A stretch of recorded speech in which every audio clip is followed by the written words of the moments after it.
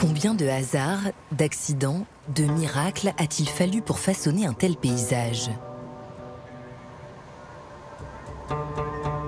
Dans le nord de l'Éthiopie, le désert du Danakil et son site volcanique du Dalol sont des terres arides, désolées. Là où le moindre micro-organisme lutte pour sa survie, là où l'homme n'aurait jamais dû poser le pied, une ethnie s'est acclimatée au péril de son existence. Des empires se sont érigés, un pays s'est construit grâce à une simple ressource présente ici en abondance, le sel. Le sel est absolument vital pour nous. Ce n'est pas qu'une question de nourriture.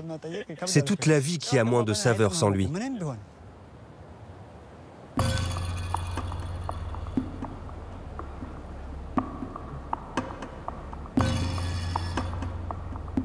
Près de la frontière avec l'Érythrée et Djibouti s'étend le désert volcanique du Danakil.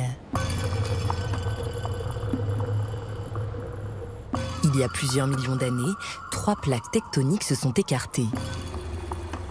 Les rifts de la mer Rouge, du golfe d'Aden et de la Corne de l'Afrique ont créé ce chaos et emprisonné de l'eau de mer sous la croûte terrestre, formant ainsi ces terres iodées serties de lacs salés.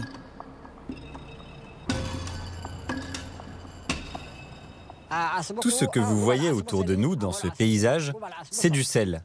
Il y en a à la surface, mais aussi en profondeur.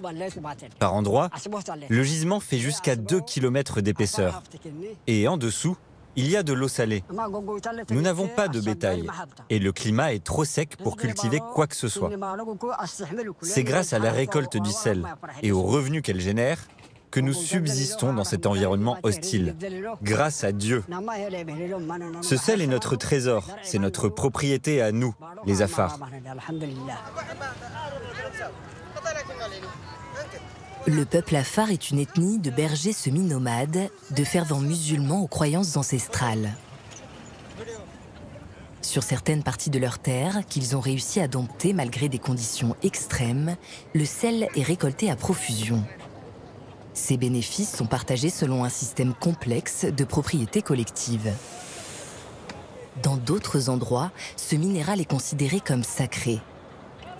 Ainsi, sur le lac Karoum, nul n'a le droit d'effleurer la mer de sel. Nous ne savons pas par quel miracle cette terre s'est constituée et nous a été octroyée. C'est l'œuvre de Dieu, le grand créateur. Une légende raconte qu'autrefois, l'endroit était luxuriant et que les hommes y vivaient dans l'opulence et la débauche. Ils dansaient, chantaient, organisaient des fêtes, ce qui déplaisait à Dieu. Il aurait alors changé la terre en gisement de sel. Aujourd'hui, malgré tout, cette terre nourrit tout le monde. Dans cette dépression située plus de 100 mètres sous le niveau de la mer, la chaleur insupportable empêche toute activité. En journée, il règne un silence iodé. Le soir, comme sorti de nulle part, la main-d'œuvre afflue. Venus des régions voisines, ces forçats travaillent du coucher au lever du soleil, plusieurs nuits d'affilée, à l'aide d'outils et de techniques millénaires. Il faut creuser la terre avec un pieu pour détacher les blocs de sel. Ils sont ensuite taillés et mis en forme, prêts à être transportés à dos de dromadaires, de mulets ou comme aujourd'hui, avec des camions. Il faut beaucoup de force pour faire ce travail. Je l'ai fait pendant des années, mais désormais, je n'ai plus assez d'énergie. Au petit matin, le sel est chargé dans les remorques, prêt à être acheminé dans les grandes villes voisines. Les travailleurs gagnent leur dû et le propriétaire de sel engrange alors des bénéfices.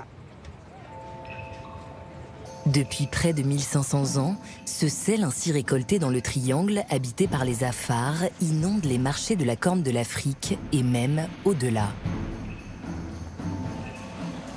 Dans la capitale éthiopienne Addis Abeba, le foisonnant mercato est une ville dans la ville. Il s'agit de l'un des plus vastes marchés du monde.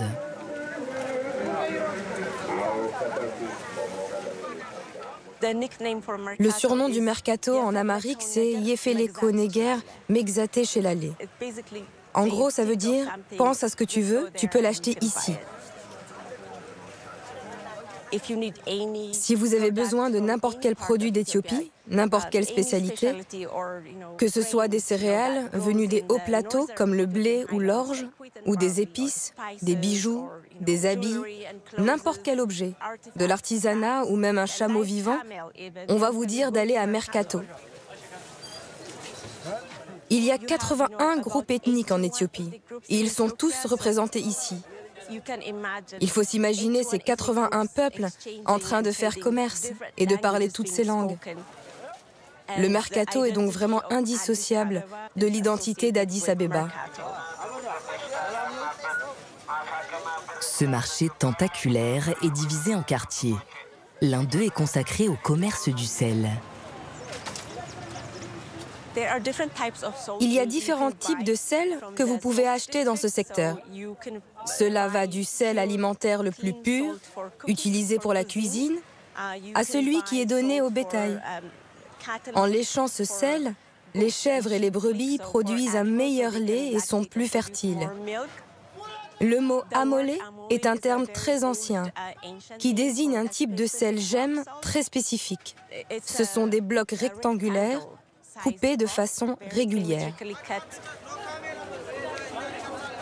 L'histoire de ces barres de sel est antérieure à celle de l'Éthiopie moderne. Au IVe siècle avant Jésus-Christ, l'empire ascoumite voit le jour et s'étend le long de la mer Rouge. Des siècles durant, ce royaume accroît son prestige et domine la corne de l'Afrique. À l'époque, la monnaie en métal est rare. Les pièces frappées sont l'apanage des élites et des souverains. Le sel s'impose alors comme monnaie d'échange, denrée indispensable pour la vie de tous les jours.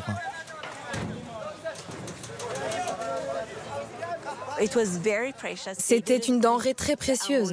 Les gens ne mangeaient pas ces barres d'amolé. Ils les empilaient dans leur maison et s'en servaient pour acheter du bétail, du café, des céréales. On pouvait même acheter des terres avec ce sel.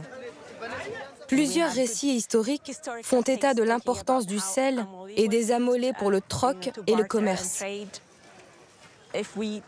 Si on revenait 2000 ans en arrière, on pourrait acheter ce qu'on veut ici au mercato avec des amolés. Un autre aspect intéressant des amolés, c'est que leur valeur augmentait avec la distance. Si vous étiez proche de la région Afar et des lacs salés, cela valait moins cher. On pouvait même le récolter gratuitement. Mais plus on s'éloignait de la source de production, plus ce sel devenait cher. Ceci car le transport de sel très encombrant depuis la fournaise du désert jusqu'au haut plateau était une tâche compliquée qui coûtait très cher.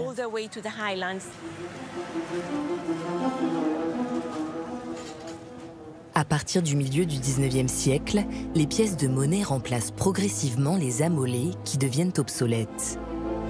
Mais l'attrait pour le sel dans la région du Danakil ne faiblit pas pour autant. Cette ressource inépuisable aiguise les appétits de puissances étrangères. L'Égypte d'abord, puis l'Italie de Mussolini tentent de prendre le contrôle de la région. Sans succès. Ce village fantôme est l'un des vestiges des 5 années d'occupation italienne entre 1936 et 1941. Durant cette période, Mussolini fait bâtir des routes dans le désert afin de désenclaver le territoire et faciliter l'exploitation du sel. À la fin du XXe siècle, au bord d'un lac salé, des habitations éparses s'agglomèrent, établissant ainsi la ville d'Avdera.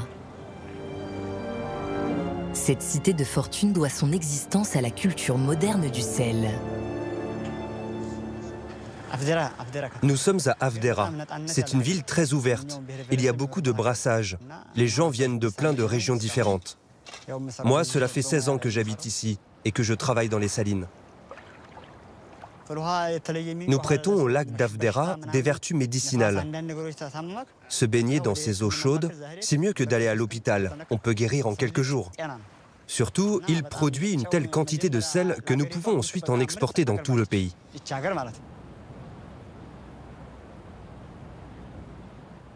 Les salines quadrillent le paysage à perte de vue. Au pic de leur activité, elles peuvent produire plus d'1 million de tonnes de sel par mois, de quoi soutenir largement le commerce extérieur de l'Éthiopie.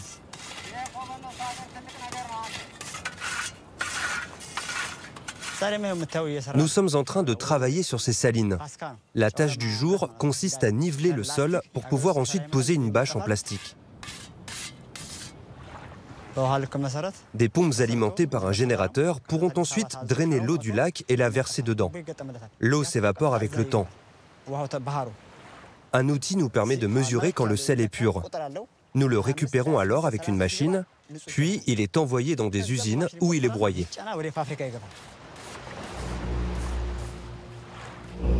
Mais dans cette région, déjà fragilisée par des conflits armés à répétition, le lac Afdera a ses humeurs. Imprévisible, il déborde régulièrement, provoquant des inondations meurtrières. D'autres fois, l'activité volcanique intense rend ses eaux trop acides et temporairement inexploitables. Il y a encore quelques années, il y avait 5 ou 6 000 personnes qui travaillaient ici. Maintenant, nous ne sommes plus que 3 000.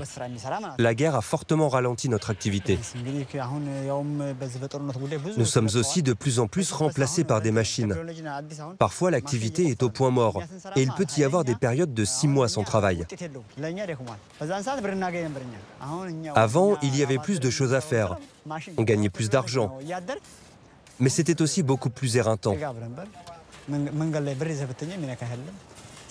Le coût de la vie est de plus en plus cher. Cela devient compliqué de s'acheter à manger et à boire. Désormais, les temps sont durs. Nul ne peut prédire combien de temps encore l'or blanc animera la région. Mais les paysages multicolores dans lesquels il est récolté apportent une nouvelle manne au territoire. Ces sites, autrefois quasiment inaccessibles, sont de plus en plus prisés des voyageurs aventureux. L'autre ressource, qui a un grand potentiel pour être encore mieux exploitée ici, c'est le tourisme. Des millions de gens rêvent de venir visiter la région. Cela pourrait devenir une importante source de revenus pour les Afars.